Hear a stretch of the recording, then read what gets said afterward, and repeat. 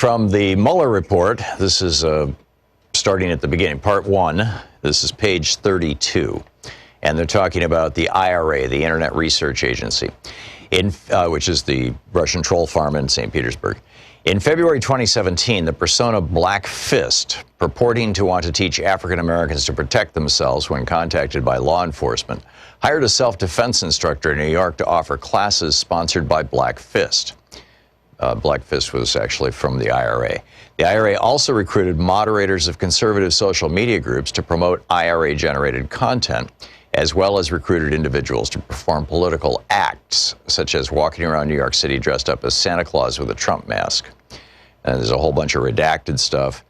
Redacted, as the IRA's online audience became larger, the IRA tracked U.S. persons with whom they communicated and had successfully tasked with tasks ranging from organizing rallies to taking pictures with certain political messages. Page 33. The top half of the page is redacted. Number 7, interactions and contacts with the Trump campaign. The investigation identified 2 different forms of connections between the IRA and members of the Trump campaign. The investigation identified no similar connections between the IRA and the Clinton campaign. First, on multiple occasions, members and surrogates of the Trump campaign promoted, typically by linking, retweeting, or similar methods of reposting, pro-Trump or anti-Clinton content published by the IRA through IRA-controlled social media accounts. Additionally, in a few instances, IRA employees represented themselves as U.S. persons to communicate with members of the Trump campaign in an effort to seek assistance and coordination on IRA-organized political rallies inside the United States.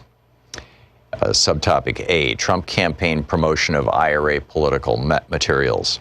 Among the U.S., quote, leaders of public opinion, end quote, targeted by the IRA were various members and surrogates of the Trump campaign. In total, Trump campaign affiliates promoted dozens of tweets, posts, and other political content created by the IRA. Posts from the IRA-controlled Twitter account at 10_GOP were cited or retweeted by multiple Trump campaign officials and surrogates, including Donald Trump Jr., Eric Trump, Kellyanne Conway, Brad Parscale, and Michael Flynn. These posts included allegations of voter fraud, as well as allegations that Secretary Clinton had mishandled classified information. On November 7th, 2016, a post from the IRA-controlled Twitter account Pamela_Moore13 was retweeted by Donald Trump Jr. On September 19, 2017, President Trump's personal account at @RealDonaldTrump responded to a tweet from the IRA-controlled account at 10_GOP, the backup account of at 10_GOP TEN, this is not 10, which had already been deactivated by Twitter.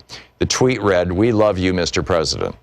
IRA employees monitored the reaction of the Trump campaign and later Trump administration officials to their tweets. For example, on August 23, 2016, the IRA-controlled persona Matt Skyber Facebook account sent a message to the U.S. Tea Party activist, writing that, quote, "Mr. Trump posted about our event in Miami. This is great," end quote.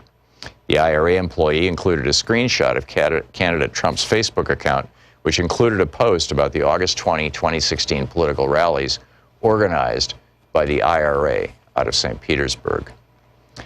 Page 35. The top little bit of the page is redacted. It follows B, contact with Trump campaign officials in connection to rallies. Starting in June 2016, the IRA contacted different U.S. persons affiliated with the Trump campaign in an effort to coordinate pro-Trump organized rallies inside the United States. In all cases, the IRA contacted the campaign while claiming to be U.S. political activists working on behalf of a conservative grassroots organization. The IRA's contacts included requests for signs and other materials to use at rallies, as well as requests to promote the rallies and help coordinate logistics. While certain campaign volunteers agreed to provide the requested material, for example, agreeing to set aside a certain number of signs, the investigation has not identified evidence that any Trump campaign official understood that the requests were coming from foreign nationals. In sum, the investigation established that Russia interfered in the 2016 presidential election through the Active Measures social media campaign carried out by the IRA, an organization funded by Prigozhin and companies that he controlled. As explained further in Volume 1, Section 5, the office concluded, and a grand jury has alleged, that Prigozhin, his companies, and IRA employees violated U.S. law through these operations, principally by undermining through deceptive acts the work of federal agencies charged with regulating foreign influence in U.S. elections. Page 36, item number 3, Russian hacking and dumping operations. Beginning in March 2016, units of the Russian Federation's main intelligence directorate of the General Staff, the GRU, hacked the computers and email accounts of organizations, employees, and volunteers supporting the Clinton campaign, including the email account of campaign chairman John Podesta. Starting in April 2016, the GRU hacked into the computer networks of the Democratic Congressional Campaign Committee, the DCCC, and the Democratic National Committee, the DNC. The GRU targeted hundreds of email accounts used by Clinton campaign employees, advisors, and volunteers. It's the Mueller report.